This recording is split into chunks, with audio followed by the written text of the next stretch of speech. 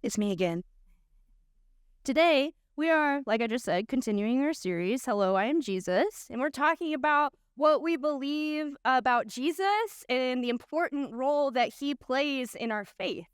And as a reminder, next week, there's going to be a time for every one of you to respond and make a commitment to follow Jesus or recommit to following Jesus in your baptism. I'll say more about that later in our service today, but I want you to be thinking about that. And last week, Pastor Matt shared that this entire series is basically an answer to the question, why? Why do we talk about this Jesus guy so much? And last week, Pastor Matt said that Jesus shows us who God is and that Jesus is the exact imprint of God's very being. And today, I want to talk to you about a second identity of Jesus, which also reveals a different reason that he is so important to our life. But first, a story. Come back in time with me. The year is 2017. I am in my undergraduate program at Greenville University, and they have this fun thing called interterm. It's 3 weeks or so between the fall and spring semester, and some people take classes during those 3 weeks. Well, one of these classes was in Honduras, and it involved learning to scuba dive, so I said, sign me up. So we went off to a little island off the coast of Honduras called Utila. And in our first couple days there was this option to tour the island in golf carts or ATVs. And you could go it alone or take a guide. But the guide was more expensive. So we didn't take the guide. Me and my little group followed this was a trip up the mountain. Yes, because we were going up a mountain. In a golf cart, which we had to switch out halfway up the mountain because the first golf cart said absolutely not. And then my friend lost her phone on the ride up, but we did find it later with her GoPro footage. That was wild. Anyway, we got lost, but we found a beautiful beach. And then our second replacement golf cart heard that we wanted to go back down the mountain, and the second replacement golf cart said absolutely not and didn't turn back on. So here's my little group. Here we are. Look, everyone's so happy. After a couple of hours or so, they finally sent somebody looking for us. And, we should have just not been so cheap and prideful and realized that there are some things you can only do when you have the help of a guide. And the title today is actually, that Jesus gives himself today, is one that he gave himself in the book of Revelation to John. That's right, Revelation. And it speaks directly to our need for a guide, not just on trips, but in everyday life. Here's what he says. I, Jesus, have sent my angel to bear witness to all of you about these things for the churches. I'm the root and descendant of David, the bright morning star. The Spirit and the bride say, come. Let the one who hears say, come. And let the one who is thirsty come. Let the one who wishes receive life-giving water as a gift. Jesus is the bright morning star. We usually think of the words of Jesus as being in the Gospels, those first 4 books of the New Testament, words that were recorded during his earthly ministry. But the Jesus we hear speaking here is in Revelation. So this is the resurrected Jesus speaking to John after he is ascended to heaven. Here he calls himself several things: the root, the descendant of David, and the bright morning star, before inviting anyone and everyone to come and follow him. So why does Jesus call himself the bright morning star, and what does it mean for those of us who are curious about him? Well, to understand what it means, first we got to know what the bright morning star is. So that name was well known to people in the ancient world. The bright morning star was a common name for the planet that we call Venus. If you're an astronomer, And you could teach this a bit better than me, but Venus had a few features that made it stick out to people in the ancient world. And these features help us figure out why Jesus might have called himself the bright morning star. So what do we know about little old planet Venus? Well, it's next to the moon and the sun. Oh, sorry. What I meant to say is next to the moon and the sun, Venus is the brightest planet in the sky, and it's often mistaken for the North Star or even more commonly, a UFO. So take a look. There it is. Not only is it the brightest planet in the sky, it's often also the first bright blip people see as dusk is settling in and as the last glowing dot that they see when the morning dawn is breaking. In fact, the Greeks and Egyptians thought it was two separate stars, having one name for the morning star and another for the evening star. It wasn't until 323 BC that they realized the morning and the evening stars were one. Wait till they figure out it's a planet. In the time of Revelation, the morning star was the brightest and first thing you saw aside from the sun when you woke up, and the first thing you saw as you prepared for bed. It stood apart from everything else around it because it gave off the most light. Maybe this is why the resurrected Jesus refers to himself as the bright morning star, because he wants to remind us of his presence with us. And because if we follow him, Jesus wants to be the brightest light, the most important voice, and the greatest influence in our lives. So you might have heard me tell variations of the story I'm about to tell you before. Bear with me. But Zach and I were in Durham, North Carolina as grad students before we moved here. And actually, after we graduated, we had no intention of moving. We really liked Durham. And we thought, who needs steady jobs and income? We have each other and we are in love. I planned to work at a local pet store while Zach did his little church thing, once he found a little church thing to do. And it was a picturesque scenario that I'd painted in my head. And then these people from the gathering reached out and asked if I wanted to chat about a potential opportunity. And then I remembered, oh yes, that is right. The Reverend Matt Miofsky did say he would reach back out to me in the spring. See, I had interviewed him for a research paper I was writing in that fall, and at the end he was like, what are you doing when you graduate? And I said, I have no idea, Reverend Matt Miofsky. And here we are, spring of 2022, and Matt goes, hey, okay, remember the Clayton site? What if you were the site pastor? Verbatim. That's what he said. I'm just kidding. It's not verbatim. He did not say, hey. But I did say, I need to sit with that, Matt. I was just envisioning my life as a pet store employee in Durham, where I found the love of my life. I was 2.5 hours away from the beach and near all of my friends. So Zach and I talked about this. And very sweetly, he said, wherever you are, I will be. I can't. He's too cute. Anyways, so basically, we still had no idea what our next move was. So naturally, my next move, I called my mom. And when I talked to my mom, she asked me to consider how I'd felt before prior leaps of faith and how I felt now, toe-to-toe with this potential giant leap of faith. And I wasn't sure.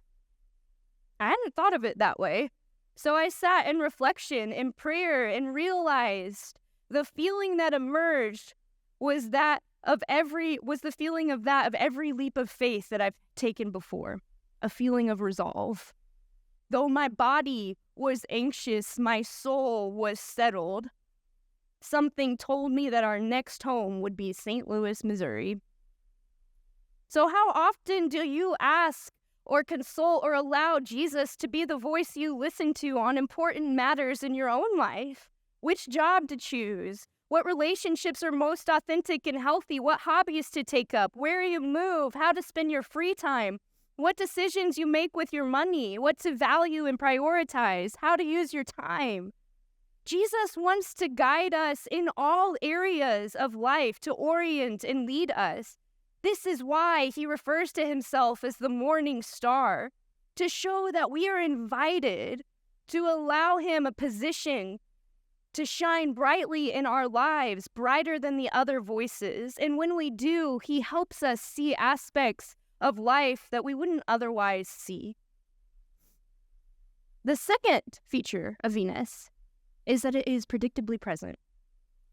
Venus is always there and moves in a way that even people from ancient times could track and depend on.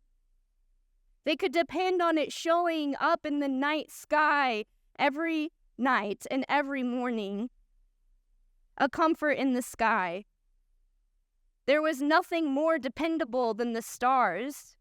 In fact, they produced ancient maps and charts that showed where Venus would be in the night sky. Sometimes it was brighter and more visible, and sometimes it was obscured and less visible, but it was always there. And this goes to the heart of what Jesus promises to be also. At his birth, Jesus is given the name Emmanuel, which means God with us. Also, might I draw your attention to the fact that Jesus really likes stars? There was kind of a main character of a star at his birth, too, if you remember. But Jesus is constantly reminding the disciples that he is with them, ever present and here, that they don't have to be afraid of whatever this world can throw at us. Storms, uncertainty, people in power that seem large and unstoppable. They don't need to fear running out of wine. They don't need to fear people who are different than they are. They don't even need to fear the seeming finality of death. Because when Jesus is in the room, my friends, there is no room for fear. Jesus promises his disciples that he will be with them always, even to the end of the age. Like the morning star, there is a rock-solid predictability to Jesus' presence, especially for followers that could no longer physically see him. He was there and he is here. Elsewhere in Corinthians, Paul writes these words, "We don't focus on the things that can be seen, but on the things that can't be seen. The things that can be seen don't last, but the things that can't be seen are eternal." We must fix our eyes and orient our lives on that which we know will always be there. We often orient our lives around things that are not predictably present. People, work, political affiliations, achievements or positions, being good at something, having money. And those things are fleeting and often unreliable. Yet we often run to these things for comfort, peace, reassurance, only for them to slip right through our fingers. When you run out of money, when your people turn their backs on you, when your job falls through, when you don't succeed in the way you wanted, when your faith in your political party proves fraught, when the world around you leaves you empty-handed, alone and weary, I hope you remember the predictability of the ever-present Christ within you. And finally, what all these others are kind of leading up to is that Venus is a reliable guide to follow. Because of these other features, its brightness and its predictability, Venus was a really important tool for people who were traveling, especially at sea. Venus became a well-known tool for guiding and navigating.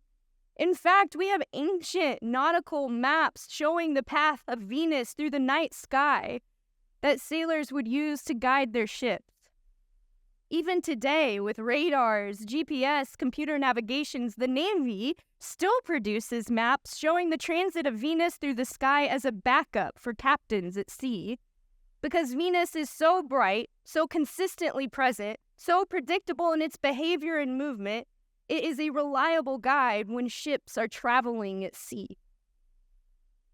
And no matter the experience of the sailor, the depth of their knowledge, or the breadth of their experience, or the expanse of their wisdom, no sailor could navigate the sea without something to guide them. A captain without a navigator is disastrous. Even a small degree of difference can lead them catastrophically off track, and we are no different. Life without a guide can be reckless. Okay, back to 2017, Honduras. We're here again. So the golf cart fiasco, okay, that was early, okay, day 1 or 2. We had learned from our errors, and then met a tuk-tuk driver named Will, who kind of became our unofficial guide. He took us to the best food places, scenic spots. He took us everywhere. And without a guide, we would not have experienced a fraction of what that trip had to offer. And I think that Jesus is making a very similar argument about life. Think about this fundamental invitation to the disciples from Mark.